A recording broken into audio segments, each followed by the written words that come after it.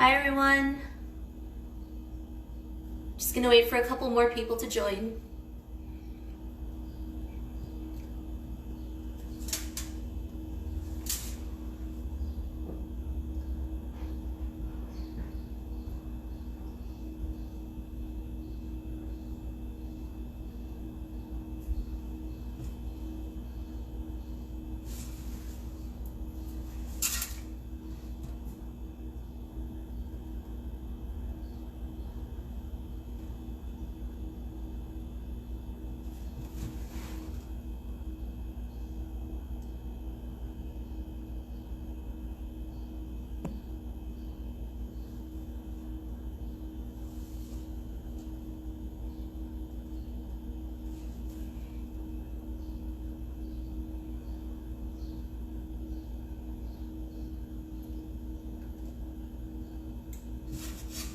Okay, just a few more people.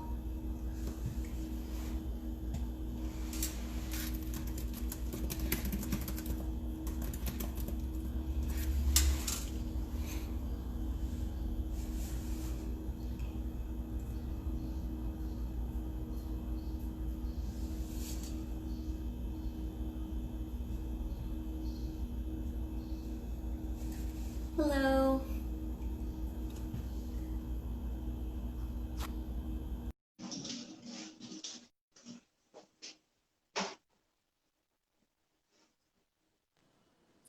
All right, here we go. Hi, Sarah. Hi. Do we have a good amount of people on? Yeah, we got a pretty decent amount right now. Okay, awesome. I guess we can get started. All right, hi everyone. My name is Sarah Young, and welcome to Cooking Together. I'm joining Karla Quesada, one of my colleagues. We are both part of the Kraft-Heinz Culinary Team, and we're excited to welcome you to Cooking Together. This is an Instagram and Facebook Live series that is meant to help you, teach you lots of tips and tricks.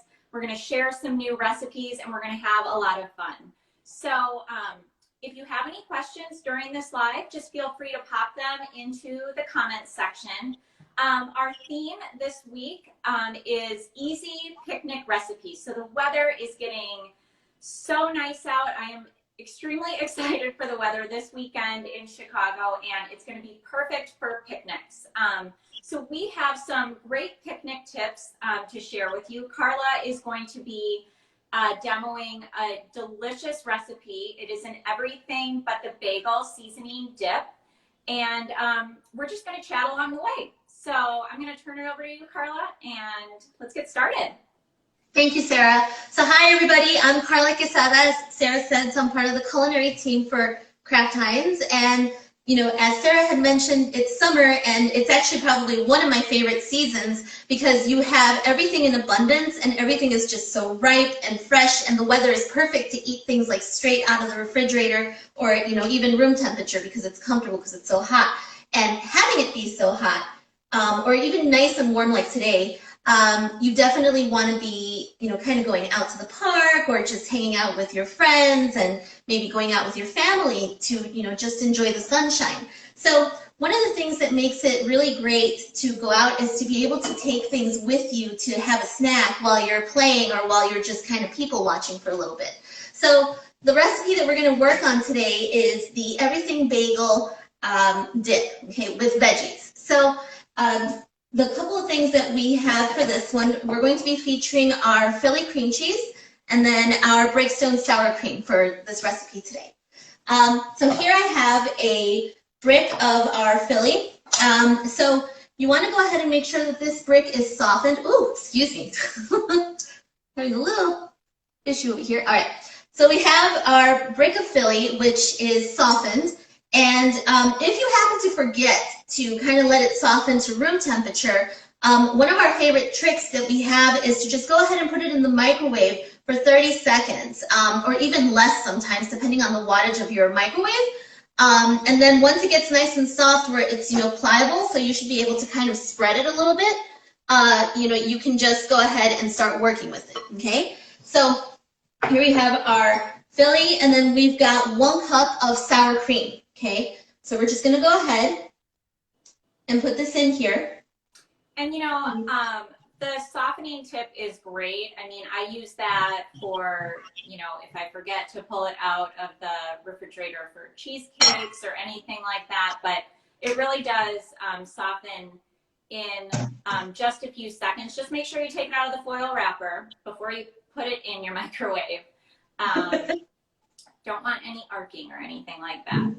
No, we don't want 4th of July in our kitchen. And actually, I have found if you do want, any kind of a reduced calorie dip, using the Neuchâtel, which is 1/3 less fat cream cheese, it actually is a little bit softer to start with. So sometimes that's, a great tip as well. That's a really great ad, Sarah. So now we've got here the Everything Bagel seasoning. Here we start with about 3 tablespoons. So we're just going to go ahead and put that in here. And then we're just going to go ahead and take our spatula and start folding it in so that it's equally distributed. There's, what's really great about this seasoning is that it has very excellent distribution because it's got all these little seeds and a little bit of dried onion and stuff. You can just go ahead and stir this right in. And since you've got the softened cream cheese and then the softened sour cream, it allows for it to just be completely covered throughout. Yeah, so I don't know about everyone watching, but I would say that if I had to pick one of my new favorite seasonings, it's definitely the Everything But the Bagel seasoning. I think it is probably one of the most versatile seasoning blends, and if you can't find it already mixed together, I want to share with you just a really quick ratios for how you can make it for yourself at home. So all you're going to need is a bowl, tablespoon, and we're going to go through the ingredients. This tip is actually on the recipe as well on My Food and Family. So we're going to start with 1 tablespoon. And it's actually 1 tablespoon of each of these, so it's really easy to remember. So I have some minced onion, like that. I also have some minced garlic, 1 tablespoon. 1 tablespoon of black sesame seeds, 1 tablespoon of white sesame seeds. And I love the pop of, the contrast that the black sesame seeds give. And then we're going to have 1 tablespoon of poppy seeds. And these are all the things that you would find on an Everything Bagel. And then to just finish it off, we're going to do a tablespoon of kosher salt. So just mix this together really well. And store it in an airtight container in your spice cabinet, and it will deliver just all of the same flavors that the pre-made stuff does. All right, so here I went ahead, and that's really great, Sarah, because actually I had a little trouble finding it yesterday, and then I ended up finding it today. But just in case you really can't find it and you're in a pinch because you got invited to the picnic or the beach at the last minute, that's the way to throw it together. Yeah.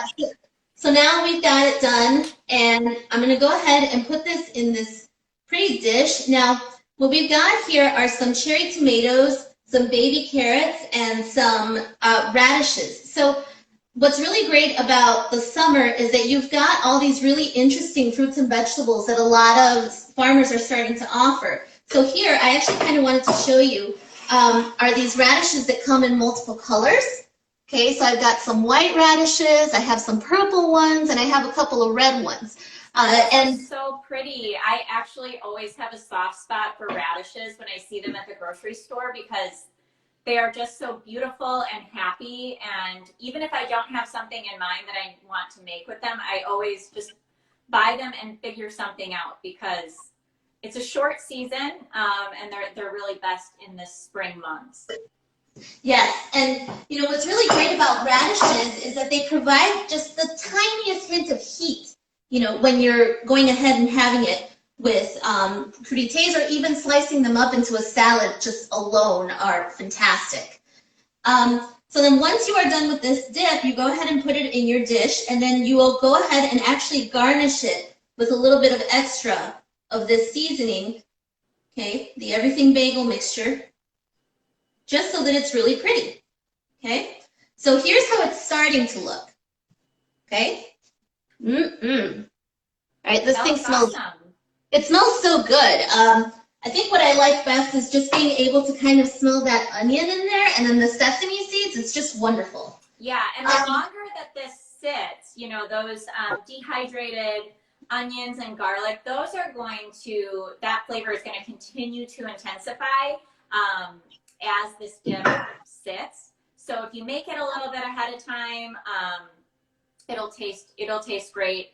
A few hours later, just pop it in the fridge, and then you can pack it up when you're ready to head out for your picnic.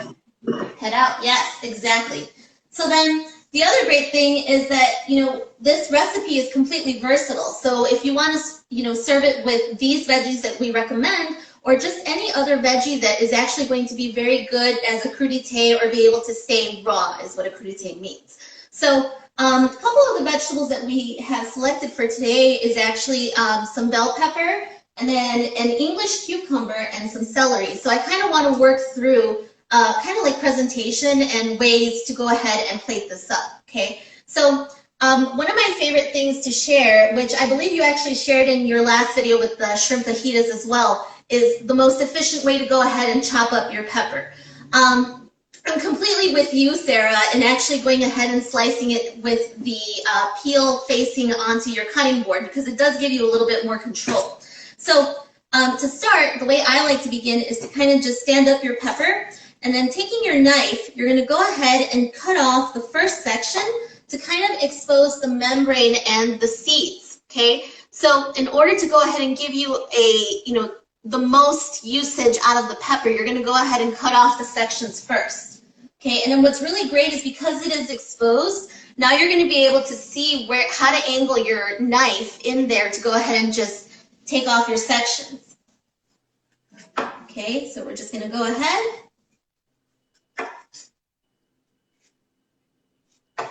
All right. And all you're left with is the membrane and then this bottom part. I like to eat the bottom part for myself a little later, but I'm just going to go ahead and set this over here. All right. And then for our crudités, we're just going to go ahead and cut some more strips about like an inch, inch and a half, just so that you're going to be able to carry some of that dip into each piece. Now you wouldn't cut it's so nice how versatile all of these toppings are. If you want to use red bell peppers or green, I mean, frankly, anything could go. I have some pita chips here that would be really nice. I actually think bagel chips would be kind of fun, especially with a bagel, you know, everything but the bagel dip. So the sky is the limit. Yes, it sure is. And so I'm going to go ahead and set some of these to the side because we're going to be using those a little later. So just to make a quick note, as you can see, you want to cut them into thick enough sections that when you go ahead and dip, it's actually going to hold some of that dip every time you eat it. All right.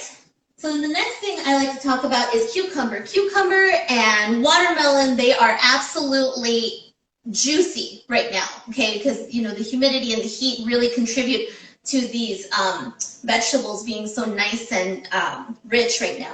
So what's really awesome about the English cucumber is that because it's really long, you get several pieces out of it, especially if you're entertaining for a crowd. You might even be able to rotate 2 batches of cucumbers. Now, you have several ways to present the cucumber, okay? In this case, I'm going to go ahead and demo 2. So the first one's going to be what we like to call a bias, also known as a diagonal, okay, just a diagonal cut. So you're going to go ahead and trim off the top and the bottom of your cucumber. And then one of my favorite things to note is that you always want to work down fruits and vegetables to sizes that you're going to be comfortable working with, because you kind of don't want things rolling around. You also don't want to do it where you're cuts are not going to be nearly as neat if you're going for presentation for entertaining. So in this case, I'm just going to go ahead and cut this in half and save the other part. And then we're going to go ahead and slice off one part in a diagonal. So now you've exposed the inside of the cucumber, and now from this point forward, you just continue to slice in diagonal slices. That looks so pretty.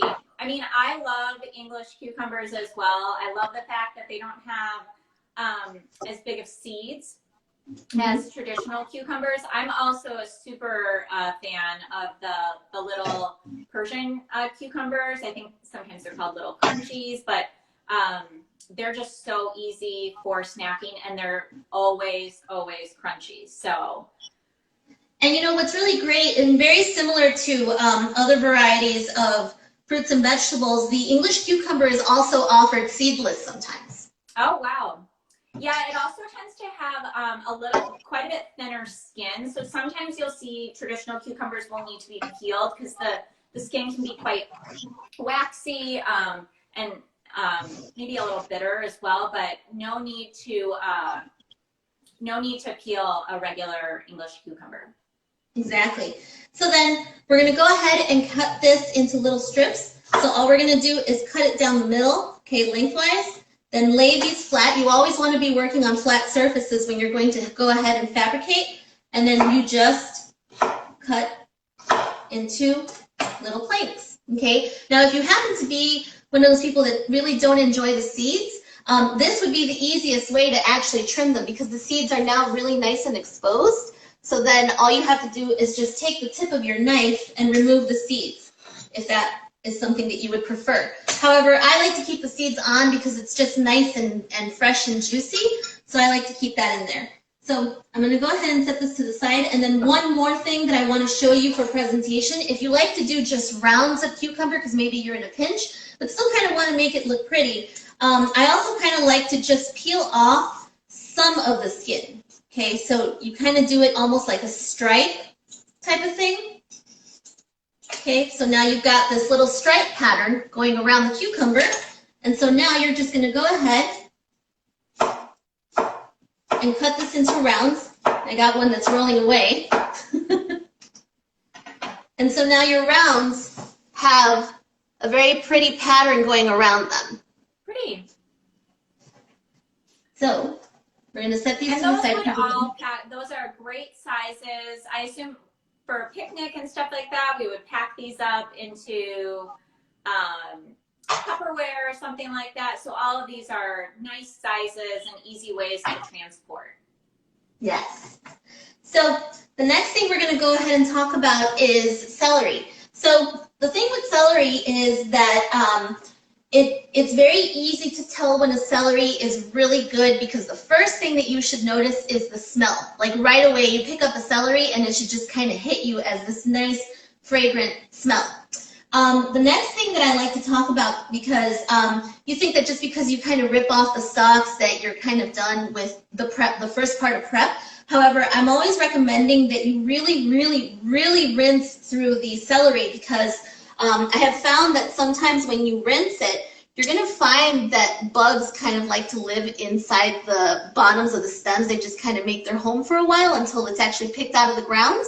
And then also, you know, people like to work down through the celery, and sometimes you might think that this part of the celery, the very center of it, is garbage. This is actually something that you should really save to kind of make stock.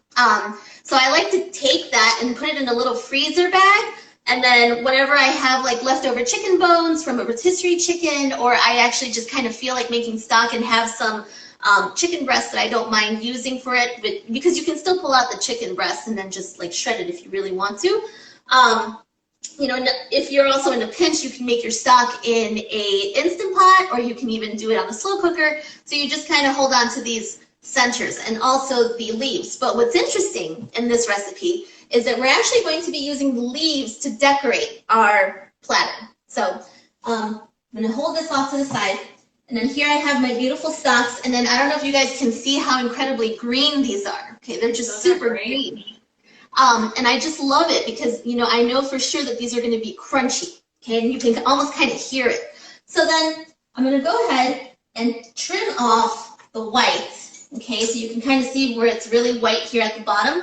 It can be bitter sometimes, okay, and it also kind of depends on seasonality, but in particular, I just like to trim this bottom part off, okay.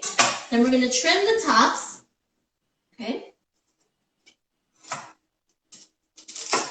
One other thing that I love to do just to ensure that my celery is super crunchy is I actually will, after I cut it into pieces, I'll let it soak in ice water.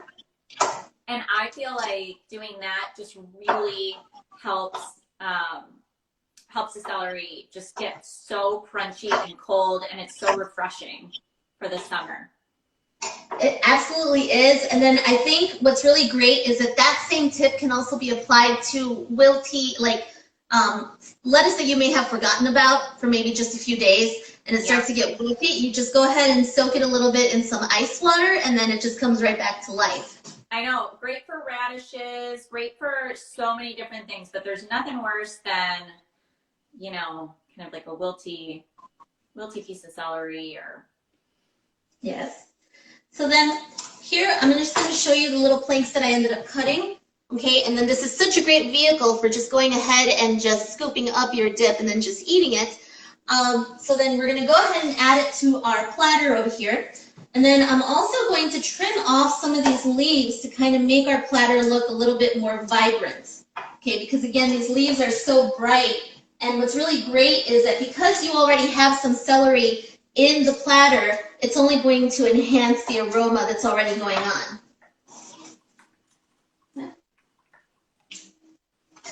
All right. So I'm just going to borrow this, and I'm actually going to set this off to the side as well. Okay. So I'm done chopping over here. And then we're going to work on just kind of decorating our platter since we're pretty much done. Okay. So we've got a little runaway radish again. And so now we just kind of decorate with our celery leaves. That looks great. Another thing is if you happen to go to the grocery store and you see that the radishes have the tops still attached, you can use that in that same way because they're a little bit more large and billowy, so you can actually use that to decorate. Definitely. Okay. I have some other things here to, you know, add to your picnic. I think this dip is beautiful. Other things that are great to take, if you have some ice packs and things like that already in your picnic basket, adding a few pudding cups for dessert. Those are awesome. Just remember the disposable spoons. P3, this is just a great protein pack. This one has chicken, cashews, and Monterey Jack cheese. And also just these individual packets of Planters nuts. I actually have these on hand with me all the time. They're just such an easy snack, pre-portioned, easy to snack on the go. You don't need to be sitting down or anything. So easy to grab and go. So another thing that's really great when you're going on a picnic is, to Sarah's point, you know, having your ice packs to kind of help keep things cool. So I'm actually going to reverse pack over here for you guys so that you guys can see how I would suggest packing. So got my picnic basket over here, okay? And so you want to make sure you always have a little throw so you can sit on it. You know, because grass can get a little prickly sometimes. And some napkins because hello summer. Okay. And so I went ahead and portioned out our dip into our container. Okay, and so I even decorated it so then you can literally just open it and then set it on the lid and then you're kind of ready to go. Okay, so you're gonna go ahead, take that. And then for our veggies, I actually have a couple more containers here. And then to Sarah's point, you know, when she was saying about wanting to go ahead and soak your celery in some cold water and then just kind of let it sit if it's looking a little wilty, the same applies for when you're transporting fruits and vegetables, okay? So in this case, we're going to go ahead and take some of the celery, okay, and just kind of arrange it in here. some of our carrots, baby carrots, and then a couple cucumbers, right? So you're obviously going to pack a little bit more if you're going to go, you know, and have a picnic with somebody. But this is just to kind of give you an idea, okay? And then a couple peppers. You could also pack just a small amount for a picnic for, you know, 2 Yourself. people if you wanted to. So then we're going to go ahead and take a paper towel that's damp, and we're just going to set it on top, okay? And then this is going to help keep the moisture and keep your veggies nice and crisp and fresh and ready to go. So then we're just going to go ahead, cover that up, and then put that back in. And then your dip is already in here. You're going to take your napkins because it can get a little messy. And then your ice packs. And then your throw, because you cannot forget this throw. And then you're all set and you're ready to go. That looks awesome. I want to go on a picnic now. I definitely want to go on a check picnic. and see if we have any questions from people who have tuned in. Okay. So we have a question about is there a good sandwich that's good for picnics? I personally think you want to do something that, you know, is fine or is probably gonna not like get too soggy, probably not a hot sandwich. I actually really like to do pinwheel sandwiches just because you can cut them into small sort of 2 to 3 bite pieces and it's just easy to share. They pack up really easily in a Tupperware container, so you can just put pieces of maybe like wax paper or parchment in between the pinwheels. We have a great recipe, a lot of great recipes actually on My Food and Family called mini pinwheel sandwiches, so you can go on and check some of those out. Do you have a favorite sandwich? You know what? I actually really was, you know, totally great idea with that one. And I wanted to suggest maybe a wrap, like a tortilla wrap, you know, because you can have that nice and cool, or you can even like toast it before you take it and that little crunch is still there. And even thinking about taking some of this dip and then using that as a spread before you add a couple of your ingredients in there. Yeah, that sounds awesome. That sounds awesome. Okay, so how far in advance can I make the dip is another question. So you can do this whole thing a day in advance, including putting the veggies away. And actually, it might even benefit them to go ahead and put them away with the paper towel on them so they stay like super cold and super fresh throughout the rest of the day. And yeah, this dip can totally be done the day before. So like 24 hours in advance. All right, here's a good question. Instead of sour cream, could I use Greek yogurt? I think it'd be fine. I think this should be fine. Yeah, very similar. Usually they're fairly interchangeable especially in a cold dip recipe. You'll get really similar flavor. Let's see. What other dippers could I use besides veggies? We talked about the pita chips. We talked about bagel chips as an option. I think even like cut up bagel pieces could be fun, just like plain bagels if you wanted to. Pretzels. Yeah, pretzels would be delicious. Oh, I little love baked those. crisp. Yeah. Like the pretzel chip kind of ones. Those would be really, really good. Let's see. Would it work with lower reduced fat products? So I think we talked about at the beginning using the Neuchâtel cream cheese, which is our 1/3 less fat, would work totally fine. And then with our light breakstones or Nissen sour cream, I think you would get really similar flavor.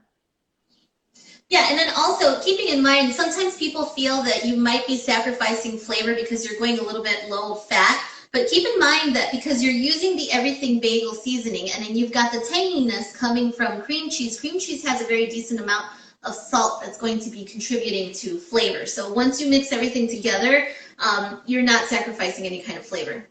I would agree. I don't see any other questions. This was really fun. I'm excited. I'm gonna make this, I think, this weekend and take it when we go out to the park or something like that. Yeah, I'm totally saving some of this for a sandwich later. Absolutely. Thank you, everyone, for joining us again on Cooking Together. And until next time, let's all keep cooking together. Thanks so much. Bye, guys. Bye, Karla.